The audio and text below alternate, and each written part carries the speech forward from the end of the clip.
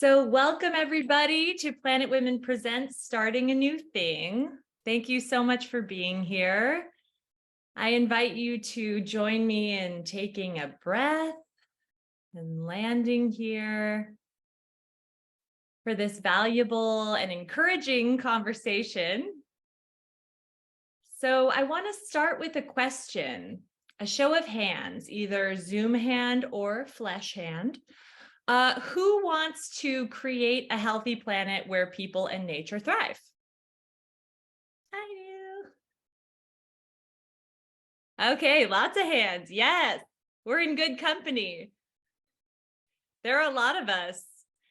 And when we think of creating change, a question can pop up. Do I work within the institutions and structures that already exist, or do I make something new? And this is a question many of us have probably contemplated a lot. I know I have. And speaking of a lot, when we consider starting a new thing, there can be lots of thoughts and feelings that pop up around that.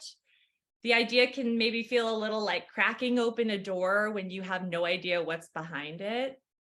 So I want to just check in quickly about that. So if you would just take a moment to tune in to yourself right now. I wonder, when you think of starting a new thing, what comes up for you? Is there a sensation in your body, a thought, an emotion, or a mix of emotions? So if you would like, you can put a word or two in the chat about what you noticed. And whatever it is, whatever you're coming in with, you're not alone. The founders and leaders you'll hear from are going to take away a little of the mystery of what's behind the door and share their stories and experiences with you. So my name is Kimberly Absher. I'm the Marketing and Communications Associate at Planet Women. And I'm thrilled and honored to host this conversation. With me is Joanna Marshall, who will be keeping an eye on the chat and making things run smoothly. We have 75 minutes together, yay. And that includes a panel discussion and a Q&A. So if you have a question, please type it in the chat. Try to keep it pretty straightforward so we can get to as many as possible. And this event is part of our ongoing Planet Women Presents series. And Planet Women itself is an example of starting a new thing, as you'll hear more about.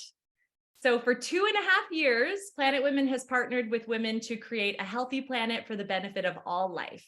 We do this in 2 ways. One, we invest in on-the-ground partners who are protecting nature and supporting communities. 2, we create systemic change by transforming what leadership looks like in the environmental movement and beyond. So we believe that healing our relationship to ourselves, each other, and the earth requires big change. It requires a vision of the future that we want to see. It requires taking what we've learned and experienced and creating something better, whether that's small and just for you or for a few people, or a total game changer. So I want to introduce you to our amazing panelists. We have Dr. Robyn Magalit Rodriguez, who is the faculty founding director of the Bulosan Center for Filipinx Studies and founder of Remagination Lab and Farm. Hi, Robyn. Jamie Bechtel, Ph.D., is co-founder of New Course and co-founder of Kito Foundation. Hi, Jamie. Emma Robbins, Diné, is co-founder of the Chapter House and executive director of Navajo Water Project. Hey, Emma.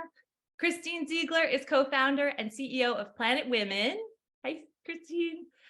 And this first question, we're gonna do a couple of questions, and some will be for all and some will be for some of the panelists. So the first question is for everyone. Emma, we'll start with you.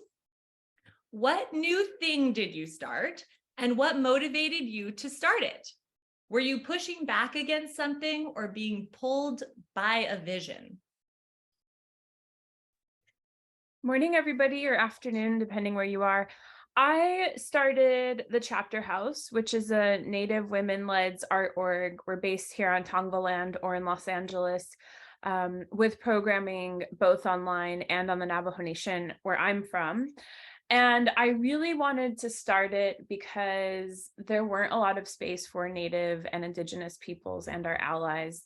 I moved to Los Angeles from Chicago, and previous to that, I was living in Buenos Aires, where there wasn't a big Native population. And here in LA, I started to meet a lot more like-minded people. I would see other Natives at protests or at rallies, and things just sort of ended there. It wasn't like, hey, let's go have a space where we can go have a coffee afterwards, or I'll meet you there on Saturday and let's make some art. So a couple other Native women and I talked, and we really wanted to start something together where we could physically come together and just be in a chill state and not constantly be in this experience that most people of color and most Indigenous peoples are in, which is sort of the survival mode and constantly fighting back. At the same time, as was mentioned, I'm the executive director of the Navajo Water Project with Dig Deep. And the project that I started there, not the org, is a water access project on my reservation. When I came on, it was in the very beginning stages. I would say the question about pushback and what that looked like is definitely something I experienced a lot more here. The organization has a white CEO, and the majority of C-suite staff are white. And so it wasn't necessarily pushback, but a large part of what I was doing was educating those people and making sure that we were going into community in the right way. Being from the reservation obviously means a lot, but I'm from the Western side and we're working on the Eastern side, and it's an entirely different cultural group. So there was pushback from, I guess, the org, because it was like explaining that things on the res don't work the same way that they work in other areas. And we really have to take it slow. And I really need to invest myself in the community. And I'm really proud because it's been very successful. We've gotten people access to water, and especially during the pandemic when it was needed the most. So the chapter house, I think the pushback is more like explaining to donors why we need funds for these things, because I see the difference between the water projects and projects for Natives in other ways, where it's like a lot of people still sort of have this old school philanthropic view, or it's still sort of this like saviorism where it's like, okay, we want to fund water projects because people are in need. But oftentimes, mental and emotional health, and then, like I said, being in a state where we can be restful and chill and thriving and not surviving, a lot of times people just aren't as interested in that. So I'm still coming up with the language of that. And I think in terms of the community, there's been nothing but support from other Natives. And I think allies are also, non-Native allies are also really excited to have that space, because there just isn't a lot of that. And yeah, it's definitely challenging having basically 2 full-time jobs at the same time. So there's also pushback from myself, because I think I'm starting to get to the point where the chapter house is growing so much that I need to step away from one thing, not necessarily leaving my job, but sort of reprioritizing. I hope I didn't go over my time there. That's great. Thank you, Emma. Jamie, how about you? Hi, everyone. Thanks so much for joining in this morning and taking time out of your day. I know time is the most valuable currency that we trade in these days, so really appreciate it. I've started several things, and each for a different reason. The first thing I started was a project at Conservation International, and that was really a misunderstanding where I didn't know, I read my job title wrong. And I was the director of regional marine strategies. So in my mind, that meant build a big regional program, which I did very successfully. And I was talking to my then boss, and he said something about what I was doing. And I said, oh, I didn't know that was my job. So for 3 years, I was doing the wrong job, which worked out really well for the company.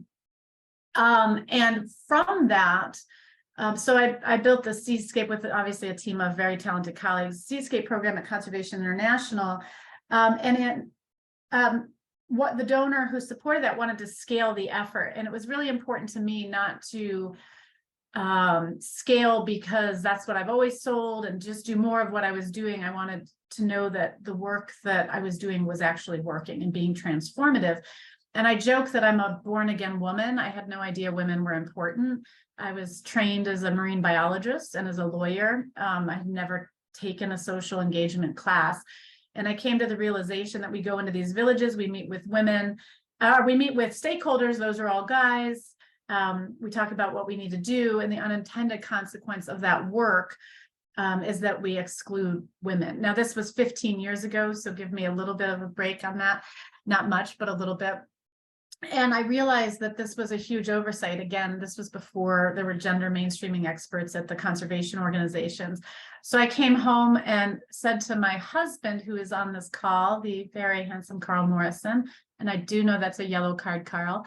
Carl and I co-founded an organization called New Course. We were offered to establish this at Conservation International, but we knew it needed a voice. It needed honesty and integrity. I needed to be able to say what I actually thought, which those of you who know me know that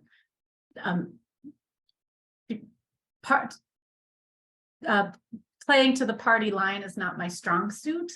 So we started this organization called New Course, which worked at with women to solve the interconnected problems of poverty alleviation and natural resource degradation. And we ran that for 10 years together. And then Carl is awesome. Everybody who knows him knows he's awesome. But after 10 years of working together, we decided that was plenty. And so I went and started another organization called Kito. And that was very different. The reason that I started that was because I took what I loved about founding New Course. I loved the autonomy. I loved the candor. I loved the directness that I could be. Frankly, I loved being me.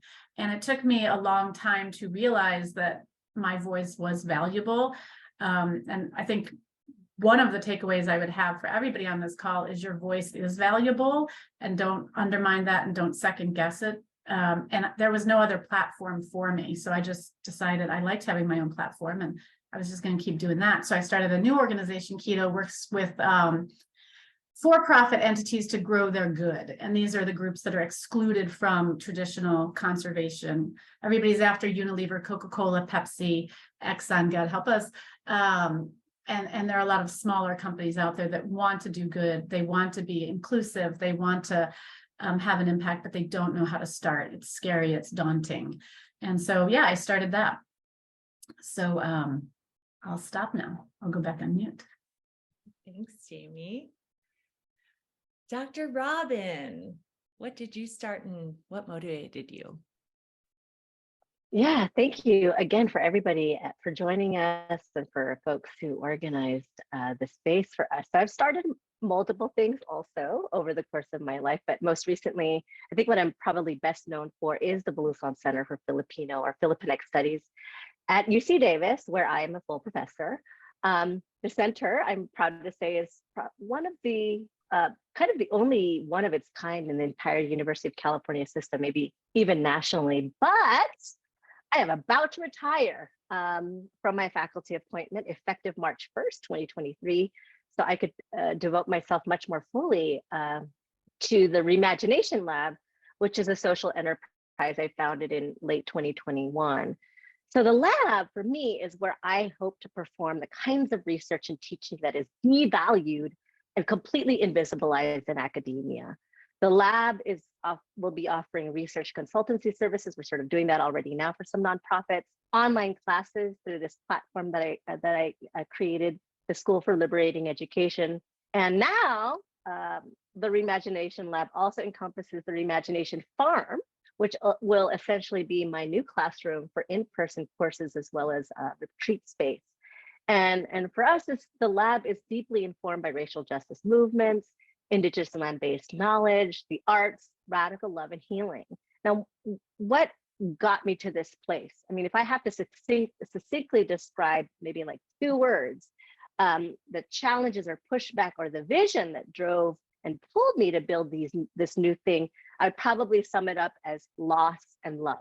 So now in terms of loss or responding to loss, I think for me, what is lost or missing in popular culture and textbooks is what drove me to become a professor. As a Filipino American, growing up brown and the child of immigrants in this country, I never saw versions of myself out there. And I wanted to challenge that. I know we matter and have valuable ideas and experiences to offer to the world. And so, you know, if law, right, being missing sort of challenged me, it was also love that pulled me. It was love for my ancestors, my family, my community, myself, that pulled me to really climb those walls of the ivory tower. And I did, but once I got to the top of that tower, I found in the center, I could almost immediately feel the limitations of academia really bearing down on me, because love does not exist there. And I think that really, really became clear to me during the pandemic. Now, you know, many of us, we all experienced all sorts of losses during the pandemic, the loss of normalcy, the loss of life. And for me, I was utterly outraged by how inhumane the university was in response to my students, and even in terms of its investments or lack thereof in meaningful research to serve marginalized communities who were disproportionately suffering from COVID. I also suffered the devastating loss of my 22-year-old son. He had been living in the Philippines, learning from and living alongside Indigenous communities, including supporting them in the wake of climate catastrophes by the time the pandemic hit. And like the people he lived with, he was unable to get adequate medical services and died from septic shock due to food poisoning. And I think really his loss in particular is what gave me the extra push I needed.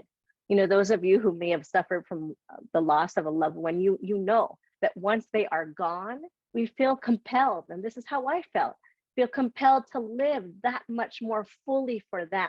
And we also start to recognize the fragility of life and really, again, the love for my son and real admiration for his courage and bravery in the struggle, not just for Indigenous people, but ultimately for Mother Earth herself, is what compelled me to just create a space where I could offer up my time and talent in ways that are aligned with and continue to support his work.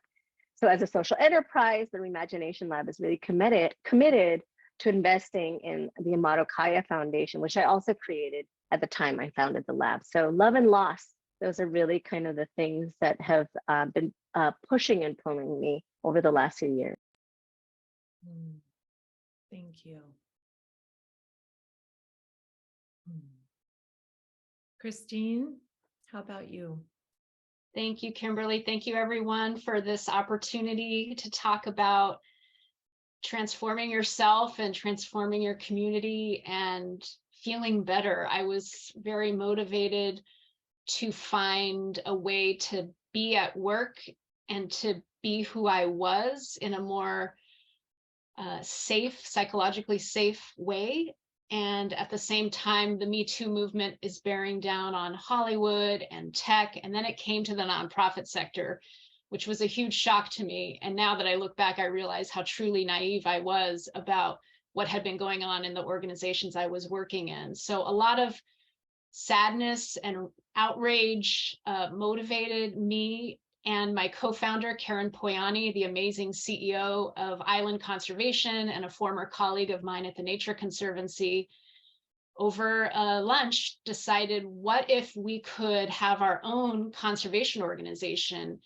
And when she said that to me, I remember just feeling complete excitement and fear all at the same time. And I said, you mean running it the way we want to? And I just thought, what would it be like to be surrounded by mostly women, or maybe even all women, and doing things the way you want to, and not being criticized for not fitting a dominant paradigm of leadership that's defined as super urgent, very perfectionistic, make decisions quickly, be bold, be aggressive, and defining myself in ways that weren't natural. But I did a pretty good job of faking it. I have to say, I got all the way to the C-suite at a very large organization.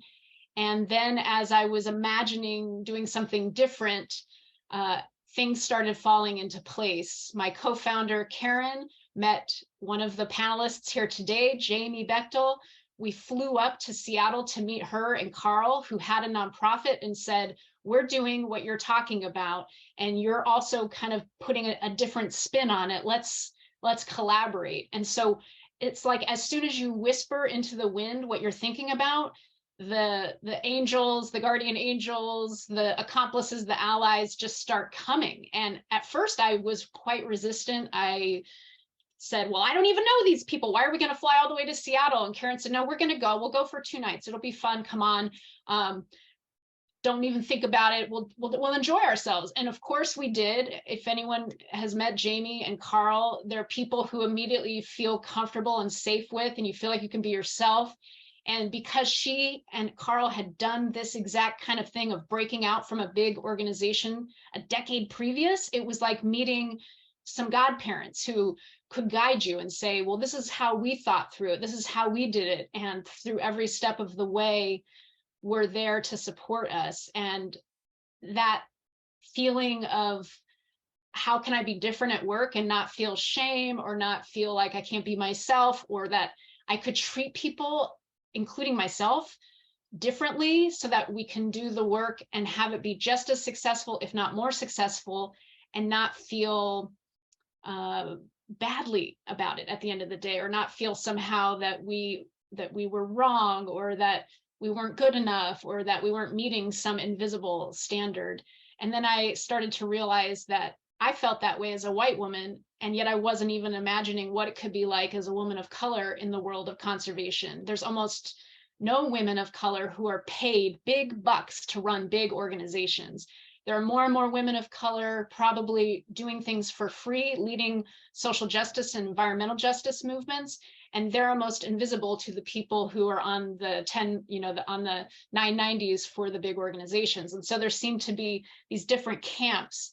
And it's been a real learning journey and a real privilege for me to educate myself and to also just listen and to step into taking a bet on myself with others, with a lot of valuable guidance and a lot of wisdom from people who've done it before, and to do conservation that I believe is more durable because it centers women and it doesn't exclude them. Thank you, Christine. Thank you all so much. So the second question will be for Robyn and Christine, and we'll spend just a couple of minutes talking about this dominant narrative. Christine, you mentioned this a bit already, but there's a dominant narrative about work culture in general, but also about who founders are. So if you imagine founders, perhaps you imagine something like a white guy genius in a garage who does whatever he has to do to disrupt industry and get to the top. So as women, how can starting a thing be different, and why is that important? Robyn, we'll start with you. Yeah, sure. Thank you for that. I guess for me, starting a new thing for women, or maybe kind of creating an alternative model for founder, means actually building from all the things that are devalued in women. So for example, 2 things I would say. So as women, we do tend to be socialized in ways that kind of promote dependence more than independence, right? So within the context of patriarchy, of course, that means depending on males, whether it's our dads or intermittent partners or our bosses. For me, I think we can actually reframe how we think about dependence and build on a notion of interdependence, of community, and turn what might be thought of as a kind of liability as an asset. And I know for me, that's been true. I have been driven very much by and feel accountable to a broader community that's helped to propel my visions forward. A lot of what I've been able to create was always done alongside many, many other people who I depended on for honest feedback, and thought partners who I relied on and support, just work that needed to be done. So, I think that reframing kind of independence, dependence, and thinking about interdependence, I think, is actually super important. And also, I think it's just a kind of ethical stance that we actually need in the world today, right? We over celebrate and valorize the individual or sort of independence. And I think it's that inability to foster a deep sense of collectivity and care that is the cause of the catastrophes that we're facing in the world today, and really gets in the way of finding really lasting solutions for them. So I think that's sort of one thing, right? How do we reframe, notions of dependence in women, right? I think another characteristic of women is the way, and again, the way that we get devalued is, but I think that we can reframe, and it's necessary not just for starting a new thing, but again, triggering the kinds of shifts we need in the world today. The idea of emotionalism, right? Women are often dismissed as just being too emotional. And how do we reframe that? How do we think about that differently? I think the way to think about it is that we are given, in fact, space and permission to express our emotions, to feel in ways that men are not and cannot. And for me, I think that that opens us, it allows us to be open to vulnerability. And that vulnerability, and for those who kind of follow Brene Brown, I think she says that somewhere, vulnerability can be a superpower, right? To allow ourselves to be vulnerable, I think allows us to better move through the challenges that invariably and inevitably come with starting a new thing. And it compels us to be more open, to ask for help and support. And I think really it gives us a softness and sort of flexibility and pliability that can really help us to change course and make adjustments as needed, because sometimes that's what has to happen when you're starting a new thing. But again, I think these are the things, these values aren't just about starting a new thing. These are deep or important organizing principles, I think, and ethical stances that our world really. Yes. Yes. Love that. Christine, how about you? And for those coming on, I know we have people coming on. We're talking about the dominant narrative of who founders are and how it can be different for women starting a new thing. It is totally different for women, and it's because of the way culture shapes the stories we tell ourselves about who we are. And so the story I had in my head was I always wanted to work at a big organization that was working at the intersection of wilderness and wildlife and people. And I thought the bigger the better, because then I get good benefits and I have a lot of opportunities. I don't have to worry about my salary. I don't have to worry about paying, sort of taxes. And I thought, oh, people who do their own business, that's like a different kind of thing. And that's not me. And I had that story for many, many years. And I also had that paradigm of, well, who does found stuff? And when you do some research about starting a nonprofit or a startup nonprofit, there's not a lot of information out there. And I really canvassed a lot of friends and said, can you send me any research you're seeing, or are there incubators I could join? But if you're talking about technology, and us here in the Bay Area, we're close to Silicon Valley, the founder often is a guy, sort of a hero figure, who really bucks the dominant narrative of their own company and escapes or spins off with an exciting product or program. And they're often not very compassionate, understanding people. And in fact, they're sort of celebrated for being real jerks, and other names that I won't say on this call. And there's even books about how to not be an a-hole. And I've had supervisors, male supervisors, who embraced all that and said, be more like that, Christine. You're so nice. You're too nice. You're too much of a cheerleader. You smile too much. You take too many notes. They would just give me all this advice. And I know it was very well-meaning. And there's some wisdom to some of the things they shared with me. And I grew a lot as a result. But I realized now, in sort of my head now, what I was thinking 10, 20 years ago was that you really didn't have what it took, Christine. You were too this, you were too that. You don't have an entrepreneurial bone in your body. That's just what I believed. And I was proud of others who took those chances and certainly celebrated them, but never saw myself amongst them. And then as this idea is cooking up for Planet Women, and Jamie is sort of my a mentor and friend, sort of sponsoring the way for me, she starts sending me articles. And she sent me this Vogue article, and she said, I never read Vogue, but I was at the, or maybe it was Marie Claire, I was at the gym. And so she sends me this article, and it's about a group of young women who form their own PR firm in Hollywood. You know, the sort of talent agency PR firms that represent Will Smith and Reese Witherspoon, like A-list celebrities. They left the big firm they were all working for, started their own, and all their clients, including those names, came with them. She sends me this article, and it just blows my mind. I think, well, those women are like in their 20s. I could do this. I'm in my 40s. And I wrote to one of the women and I said, what's the one piece of advice that you would have for someone like me who's trying to establish a new organization working on environmental issues, but also thinking about it through a lens of women and people who identify as women? And she said, bet on yourself. And I put that up on a sticky, and I had it on my wall for 2 years because I had never bet on myself before. I just thought other people do entrepreneurial things. Other people are startup founders, and they're mostly for profit, and they're mostly in tech. They're not doing the sort of environmental justice or social justice or any kind of healing of the earth. But now, sitting where I am with this amazing group of people looking at all of you, bet on yourself and change that narrative of yourself is the only way to move through this life, I think. I mean, and I don't say you should all just run out and do it right away, because there are risks, and we'll get into some of that. But to change the narrative about yourself is probably the most profound thing any human being can do. Thank you so much. Great. Oh, I'm loving this. Question 3, we're going to ask Emma and Jamie. So for women wondering if starting a new thing is right for them, what is one question they can ask themselves or one step they can take?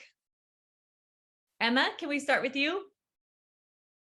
I moved outside because I mentioned earlier before everybody got on, my dogs are wilding out because the sun's finally out here in LA. I think one question to ask yourself is, who can you get to help you, or who can you get to collaborate with you? Because I think we all know that we can do really great things when we're by ourselves or alone, but it's a lot easier and a lot more powerful and a lot quicker when you can get people to collaborate with and work alongside you. When I wanted to start the chapter house, I started to think about the people that I mentioned I had had these conversations with previously, and sort of reaching back out, like Christine had said, you know, reaching out to people who have done similar things, but in this case, reaching out to people who want similar things. And so that way, a lot of ideas came about that I hadn't thought about. I think being Diné and being Navajo, we're such a large tribe, and we really do dominate a lot of things. And so it was really important to me to work with people from other tribes because they brought up a lot of things that they needed. And it was something that were sort of blind sides or blind spots for myself. And that was really helpful. So really asking yourself, who can you reach out to and who will collaborate with you? And what strengths do they have? And I think also asking yourself, like I just said, where are your blind spots? And what are you going to do to make sure that you're covering those? A lot of times I will have these really grandiose ideas for programming. And then it's sort of like, I need to sit back and think about what's going to be the most beneficial for people involved, because not everybody is the same age as myself, or not everybody has an arts background the way that I do. And so it's really important to step back and ask those questions. And it's not to limit yourself, but rather to reach your goal and to reach the community that you're trying to reach. Thank you. I think there was a second part to that, Jojo, unless I covered it all there. Yeah, it was like one question I'm or sorry, Kimberly. Yeah. one question or step. So that's great. Yeah. Yeah. Thank you. Jamie, how about you? A question or step to decide if this is right for them, starting a new thing? Yeah, it's such a good question. And I'm going to build off a little bit about what Emma said. And, frankly, I was thinking about this, and my first answer at the top of the hour was a little disingenuous, because what I've shared with you are what I've started that's been successful, right? And so I've started Carl had a great idea that dogs never drink anything cool, that they have all these treats and they have all these, desserts, all of this amazing food, but they don't have any drinks that are cool. So we started a dog tea company called K9 Tea, and we worked with vets. And you'll find this shocking, but it was a failure. And I'm not saying that it couldn't be successful. It's just my heart was never in dog tea creation. I've started a medical device company. My heart is very much in it, but it's not my area of expertise. And I still give the product away for free, which speaks to sometimes my business sense. When a child is hurting, I just want to fix them. And so I think, to answer the question, to be more succinct, it requires a lot of self-awareness, which I think, Emma, you really hinted at and spoke to. And that's not only is my heart in this, because your heart has to be in it, because it's not a cakewalk. Of any of the things that I've started, fail or success, academic, family, started a family, and a business, your heart has to be in it, because that's what's going to get you up every day. And then I think, and grind it out, and then understanding what your skill set is and how you want to spend your day. And I'm actually starting a new business right now. I said I'd never do it again, but here we go. And my business partner, he and I are having very specific conversations about 5 years from now. What do we want our day to be? How do we want to spend our time? What do we want that impact to be? Because then you can define your role. And then, to Emma's point, you can find your collaborators that complement you. Anybody who has ever worked with me in any capacity knows I am logistically challenged. I'm not a detail person. I'm a vision person. And I always complement myself with that skill set that I need to be successful, so that I spend my days not burning myself out doing what I'm not good at, but sort of optimizing my talent. And then the last thing I'll say is so with that, I think anybody can start a business, or start, something in that very entrepreneurial sense. It doesn't have to be a business. It could be a project at a company. But it rarely goes smoothly. And so I would say the one characteristic, if you are the type of person that needs everything buttoned up every day, like if it's not on your calendar, you can't accommodate it. Entrepreneur, that to me, and again, anybody knows me knows I love chaos. I will make chaos. I will solve chaos. I dwell in chaos. If it's too buttoned up, I freak out. So that just really suits my personality. And then the final thing is that, yeah, like I said, you will fail. I failed at many companies, and it's what you do with that failure. And in fact, I was thinking of anything that I've ever started. I recently decided to write a book, and the third email that I sent out, somebody said, I'm going to introduce you to the president of a literary agency. I've never had success in 3 emails. I didn't even know what to do with that. So it generally takes a grind and a commitment and a passion. And I think that's the distinguish. I mean, there are people who certainly get lucky, but most of them, as Emma noted, you get out there, you think you know something, you get more information, it changes, and you have to be able to go with that.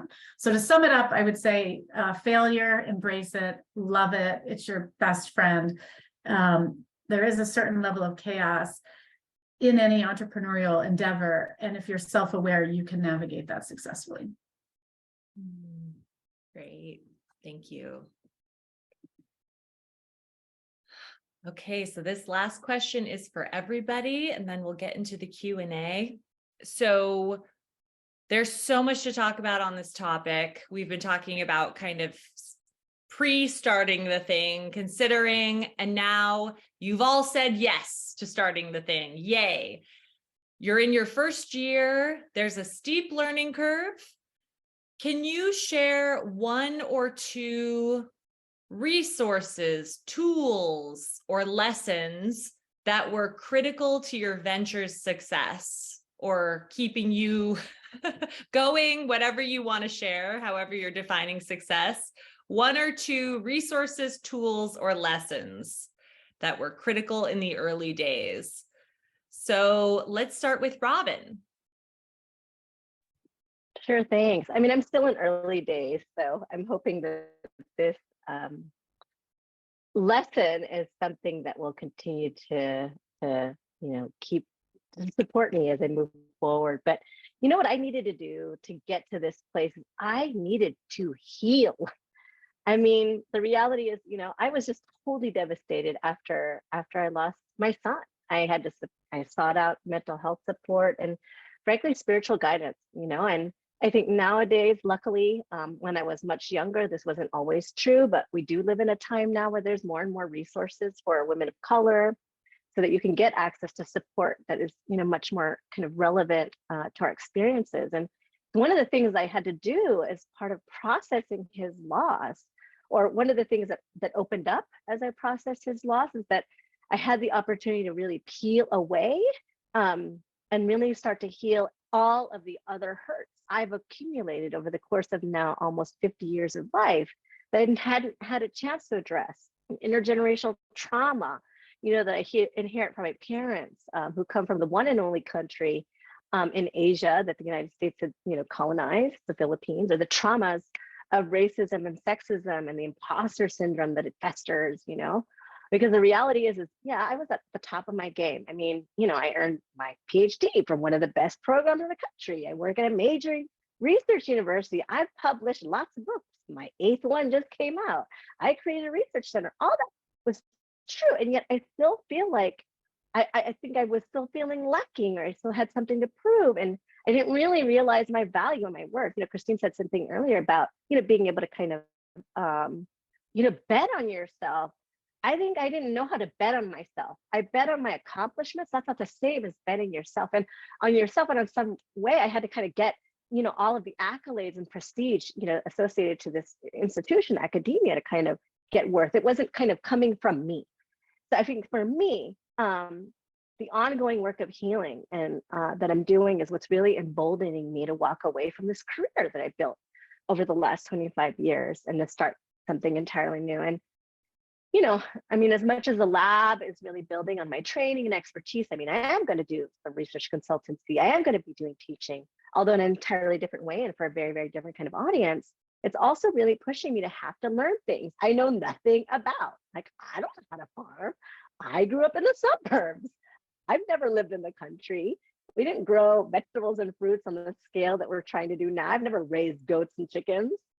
But, I really feel courageous in a way that I haven't felt before. And the healing work I did and still do, and that's really involved a lot of kind of spiritual work. And I'm emphasizing, spiritual here, not necessarily religious. But I think for me, the spiritual connection, at least that I've been able to cultivate or kind of renew with, whatever we might call, whatever it is that we may call creator, my ancestors, the living spirit of the earth herself. All of that has really, really allowed me to be bold and hopeful. And, we're just at the beginnings, but yeah, I'm feeling like we can do this. We can do this. Thank you. Christine, what's a resource or lesson that you've been using? Thanks, Kimberly. I'll be practical to start, and that is that if you're starting a nonprofit organization, there is a lot of administrivia that you will encounter. And if you don't know a lawyer, you should find one to be friends with quite quickly, because the Internal Revenue Service and the state attorney general, wherever you establish your nonprofit, will regulate your organization. And I almost wonder if nonprofits are more regulated than other industries, although of course there's the SEC and banking, which are highly regulated, but it's serious. And I'm not saying like you get thrown in jail if you don't do something correctly, but there is a lot of paperwork. There are taxes that must be done and filed. Even if you're a very small organization, I would say it takes just as much time to file a tax return for a small startup nonprofit as a more established one. And if you're starting your own thing, you'll be doing that for the first time. Whereas if you're like me from a large NGO, there were other departments that handled that, and you never had to be involved in the details. And so that's a significant lift.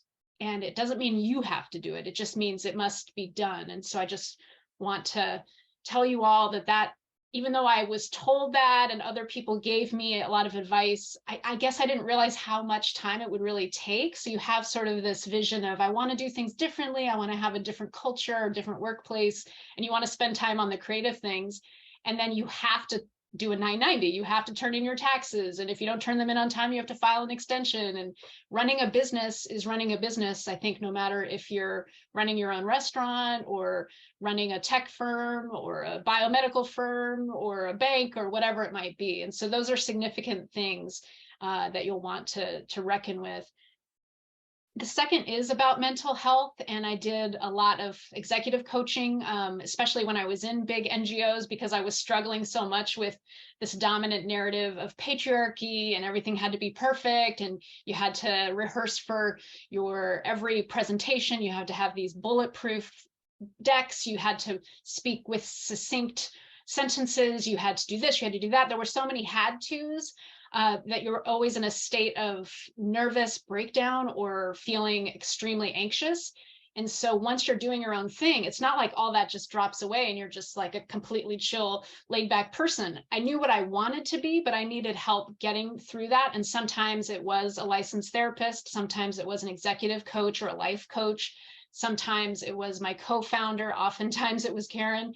Sometimes it was Jamie. Sometimes. So I feel like your community really is that tool. They're that resource, because you need to talk this through. We're still not a culture or a society, even in the United States, where women run things. In fact, when you look at all businesses in the United States, 80% of them are run by men. When you look at who is in the Senate, mostly men. When you look at who is governing our United States of America, it's mostly men. So the data is clear. We're not running that much. Are we having more influence and power? For sure. Are we on a trajectory where we could have more, where we could improve outcomes for all living beings? If more women were involved, if we had a new paradigm of leadership, for damn sure. And that's why I'm in it. Thank you. Emma, how about you? I feel like my answer to that is sort of a combination of everything that's been said.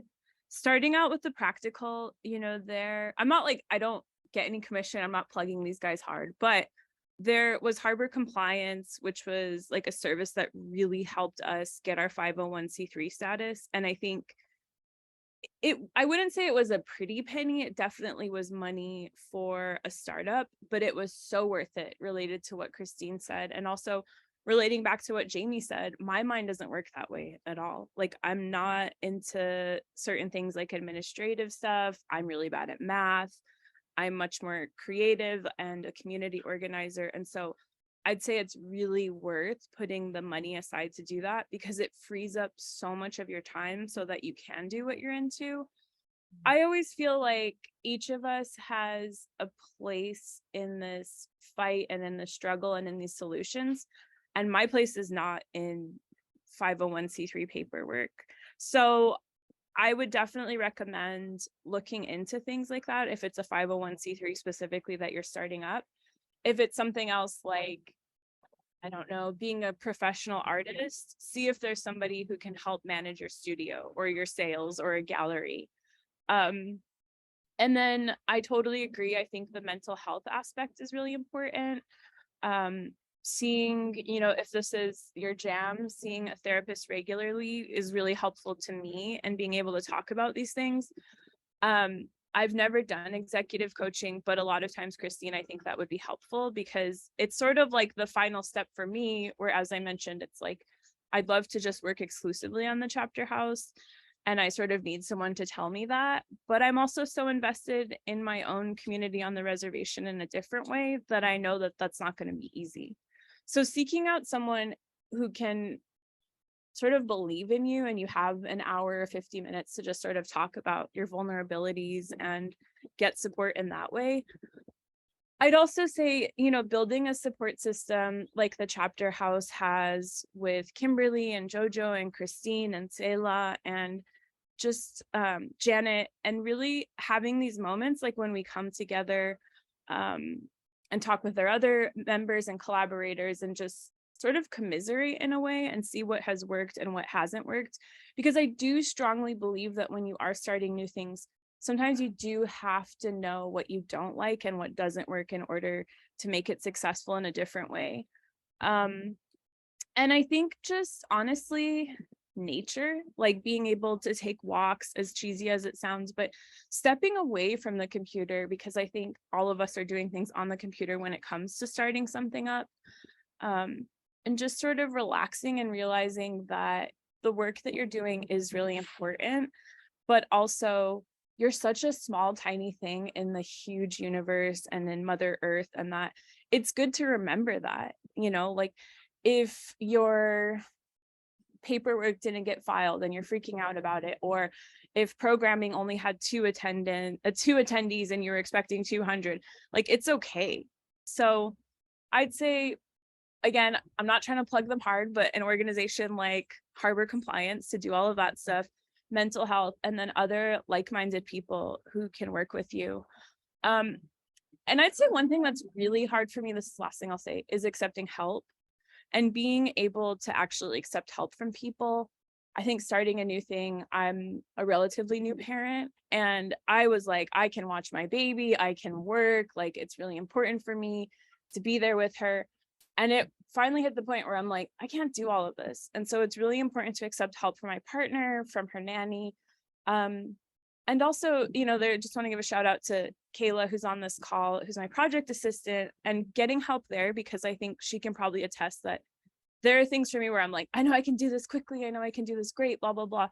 But there was a moment where I was like, wait, Kayla can do this better than I can. And it's good to just have that support system from all around. So yeah, and a support dog. That's where I'm at too.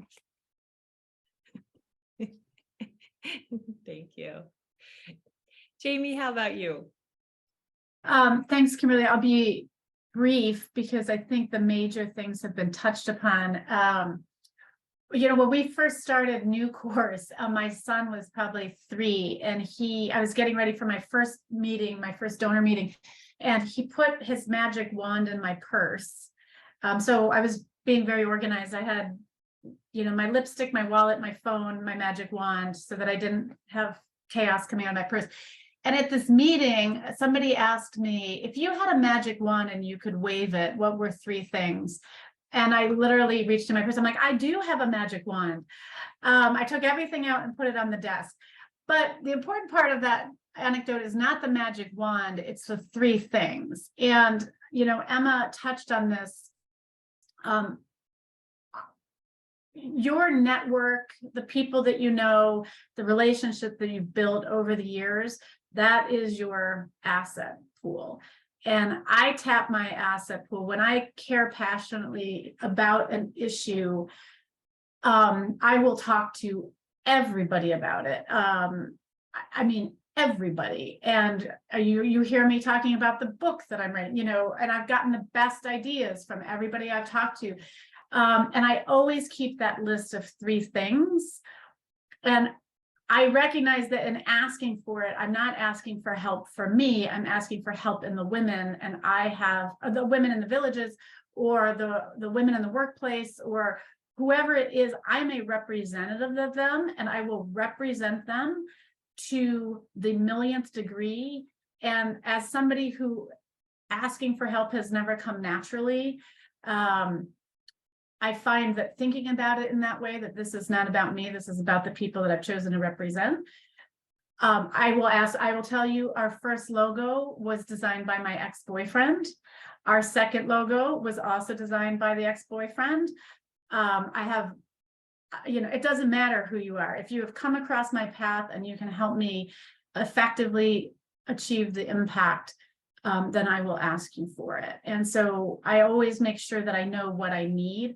A quick little story, I was in a donor meeting and the guy was clearly not going to donate. He's like, what else do you need? And I said, office space. And he said, done. And we got 7 years of free office space. That's to me, the number one thing is just everybody's along for the ride. Everybody's, if you're going to answer the phone, then you're stuck with me and my passion. So there you go. Thank you. Great wisdom from you all. Thank you so much. So I do have one question from the chat, which I'll read. And if anybody else has a question, please pop it in the chat and we can try to get to it in our limited time left. So the question for the panel is, do any of you identify as disabled? And if so, how have you navigated starting the thing with your own health?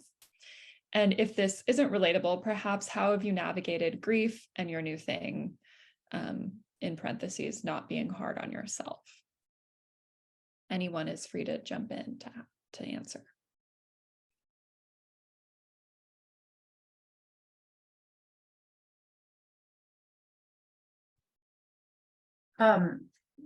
Jojo, I'll take a stab, although I can't vouch I'll be successful because I don't identify as disabled, but I think there are always hurdles, and I'm not saying they're better or worse, you know, there is always a hurdle, and it's harder for some of us, and I don't want to diminish that. I don't want to sound flippant at all. I'm going to cry. That's really important. So whoever asked the question, please give me a little grace here. Again, if you believe in it, and you are committed to it, then whether you will find the resource that you need. And it might be not on day one, it might not be on day two, but those hurdles are surmountable. You know, when we first started New Course, I've been independent since I was 20 years old. I bought my first house at 22. And when we started New Course, we put everything we owned into the house. And I had to call my dad. I couldn't pay my mortgage. And for the first time in like 20 years, I had to ask my dad for money. And I was horrified. And I did it. And I swear to you, on the day the check arrived from my dad, our first donor came in at $100,000 and I didn't have to cash the check. So I think that was a brutal day for me. And again, I don't mean to say that sounds so flippant and privileged, but I do believe that if you have put love out into the world and you're coming from a place of honesty and integrity, regardless of the hurdle, there's an ability to find the help that you need.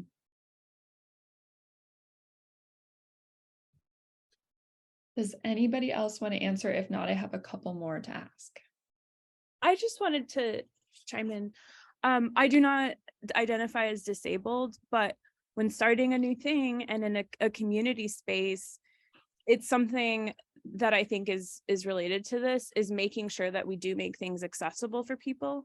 So right now, since we are on the hunt for a physical location, it's really important for us to have accessible entrances, accessible bathrooms. And then one thing that we constantly think about, like we're redesigning our website and then messaging online through social media, is making sure that the graphics are accessible. I know sometimes I'll look at things and I'm like, what does this say? And it's really hard for me personally. And so I think that's something that we're really making sure that we build in and it's woven into our structure, whether it's online or in person. So I don't identify as disabled, but in order to include those who are, when you are starting something new, don't put that secondary. Make sure that it's like a primary thing, because you really do want to include everybody. We were doing a workshop in a friend's garden, we were planning on it, and we actually changed it because it wasn't accessible. And it's something where it's like, this is LA, it's sunny outside, we can find another place to do plant workshops that are going to have accessibility. So I'd say it's a little bit different than the question, but it is really important to make sure that that is one of your top priorities. Thank you, Emma. That's wonderful. So I have two more questions that I'm going to combine so we can get through them both. Ricardus shared, I'm reading and loving Adrienne Maree Brown's Emergent Strategy, also love. Have any of you been inspired by that book in taking on your new thing? And do you have another book or person that you're enjoying learning from? And I will also share that Stacy asked similarly, what is your favorite podcast right now and why? So to the panel, book, person, podcast, what are you loving and learning from right now? Quick hits, Christine, I'm going to tap you first since I'm sure you've got an answer. Yeah, I've seen Adrienne Maree Brown speak, and she is a preacher. She brings it. I mean, her presence and her leadership. And I saw her years before I was even thinking of doing a new thing. And I just remember the power she held in the space of a literature conference. Actually, it had nothing to do with an organization or leadership or anything. And so now what really fuels me and gives me so much fodder and so much to work with is bringing everything together, really looking at the world with an intersectional lens and not just doing things the way I had done them before, which was, very focused on science and very focused on strategies and planning and processes. Yes, some of those things are still really important, but also literature, also poetry, also music, also readings, also audio. What can inform who you are? And so sometimes I do listen to things that are very straightforward, like maybe a Harvard broadcast or podcast about a leadership topic I'm interested in. Then maybe there's something that's just way more disruptive. Row House Publishers are a new publishing house I'm watching very closely because they're publishing primarily women and women of color. They're really pushing out new narratives about who gets the opportunity to be published. And for me, that's exciting because I've always been a writer. I've always been artistic. And yet I kind of hid that in a way, like it was something to be ashamed of, or it was something that had nothing to do with regenerating the planet or working on conservation or working on climate change or working on ocean acidification, whatever thing I was working on. It was like somehow the writing and the creativity were different. And it's just feels awfully good to weave it all in. And so I love that question because, fiction, literature, poetry, it absolutely has always fueled me. And now I admit it freely, like it's not a secret anymore. Excellent. Robyn, would you like to share a person, book, or a podcast that you're loving and learning from right now?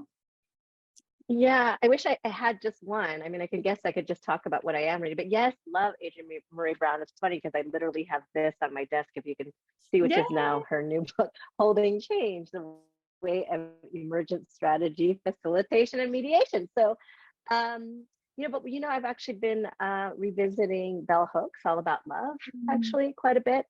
But I agree with Christine. I sort of read a whole range of things. I think it's important, it just keeps me sharp on my toes to go from nonfiction to fiction, just keeping me inspired. But yes, I couldn't really name a particular one, but, because I've been I think if anything, what I'm loving is that I'm actually reading again for myself, because so much of my job it is about reading. But I don't always get to read the things I really want to read, and so I think that there is an importance, though, to investing in the time to study. I think it's part of the work too. I think of kind of starting a new thing. It helps in terms of finding kindred spirits or just learning lessons. But nothing in particular apart from the fact that yes, I'm reading Adrienne Maree Brown right now, and I'm reading Bell Hooks right now. Perfect. Emma, do you want to share a person, book, or podcast? Yeah, I listen to like really trashy podcasts, like really trashy, like night. Yeah, no, I love like a good murder medical murder podcast, but I think a lot of times I need to just sort of unplug and listen to garbage. I mean, there's really no other way to say it. I also have recently started listening to Articles of Interest, which is about sort of like fast fashion and fashion in general and trend setting, which has been really interesting. I think a good book that I've read recently is Crooked Hallelujah. And that's been by Kelly Jo Ford. And I think a lot of times I need to listen to things that are going to either help me unplug or read or look at art or whatever it is that are going to spark different interests. And again, I think I mentioned this earlier, like being Navajo and being from such a large tribe, it's really important for me to educate myself about other siblings who are Native and learn about their struggles and art that's related to them and their beliefs. So that book's been really great. And then I was recently in Boston and I went to the Isabella Stewart Gardner Museum and I saw an exhibition by the artist Titus Kaffir. And that is, yeah, love him. I see you nodding, Jojo. I love his work. And that's really sparked me to learn a lot more about incarceration and the artwork that goes into that. And then there's a really good podcast actually about incarceration called Ear Hustle, which I had been listening to a couple of years ago, but started revisiting it. So nothing that's really related to starting anything or I guess anything related to that. But I love me a good trashy podcast and the other things that I mentioned. But yeah, Titus Kaffir, amazing artist. Yay, thanks, Emma. Jamie, I'm going to have you put your rec in the follow-up email so we can ask one more question, which was a great one. For those with co-founders, do you have a process to ensure that you stay on the same page, especially as your endeavor grows and or you encounter challenges?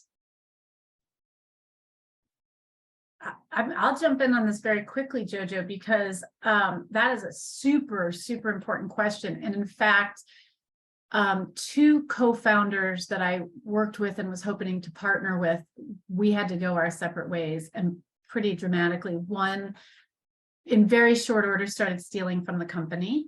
And the second tried to hustle me. And I can't, you know, co-founding is co-founding and business is business, even when it's a nonprofit. And luckily, it was not in my first nonprofit startup, which was with my husband. Thank goodness that worked out well. But I had learned enough about business management and had, in fact, I'm on the board of a publicly traded company. So I had the skills and expertise to catch it very quickly. And I had cushioned myself because, you know, we're not a wealthy family. This is our bread and butter and our children's college education and all of that. So I would say you have to be really careful, very careful. And then when you think you're being careful, be even more careful.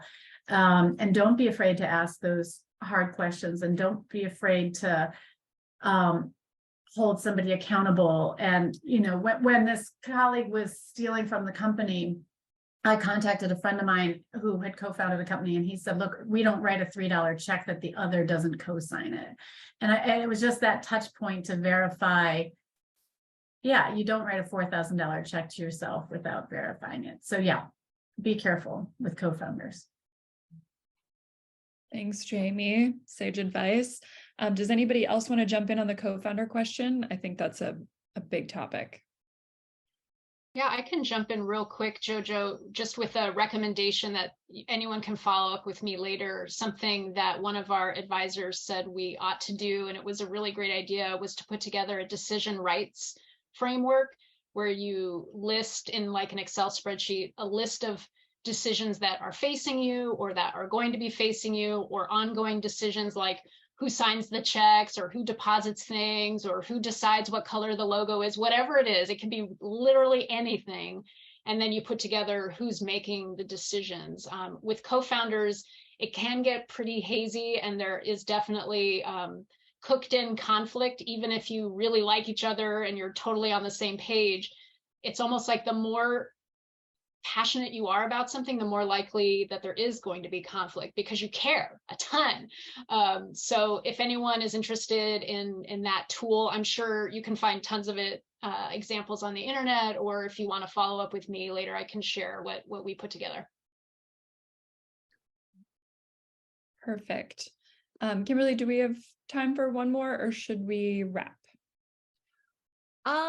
Well, if anyone wants to, Emma or Robyn, if you want to add anything about the co-founder piece. We had another question about logistics. How many hours a week do you spend on your new thing?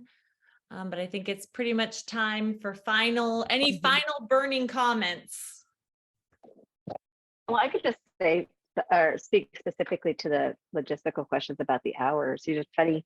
I had started the Remagination Lab, you know, sort of as a side hustle, I guess, because I don't think that I was fully brave enough to just leave my job. I mean, I've worked a really long time to get to where I'm at, and I do work with a coach, a business coach, and you know, one of the things she had said is, you know, look at everything you've been able to accomplish with the lab in the short time of you've had, and in the short amount of time you've devoted to it. Imagine what would happen if you did it full time. I think when she said that to me, that's when I was like, oh, I need to retire. I need to get out of here. But still, it'll open up all this new kind of energy. So I guess what that means is, yeah, you want to align your time in ways that match the things that you want to do in the world. So, you know, if your time isn't being spent in the thing that you care about, but you say you care about it, and your practice basically is misaligned, I think that's something you need to adjust, you know? So I adjusted that. Very timely for the new year, aligning our day-to-day habits and practices with what we want. That's a big deal. I'm working on that now. Well, folks, we've come to the end here. If you would like to put one thing you're taking away in the chat, we would love to hear that and see what you're leaving with. There will be a follow-up email with the recording and some useful links from the panelists and an invitation to let us know if you would like more events on this topic. There's a lot of directions we could go. There's so much to cover. So there will be a process for letting us know what your ideas are. And we just encourage you. I know that in this space right now, there are ideas that are going to be realized and that are going to change the game. So thank you all so much for being here. Thank you, Kimberly. Great job. Thank you, everyone, for coming. Thank you, everyone. Thank you. You unmute yourselves. We can say bye. Bye. Bye. Thank you so much. Bye. Thanks. Bye.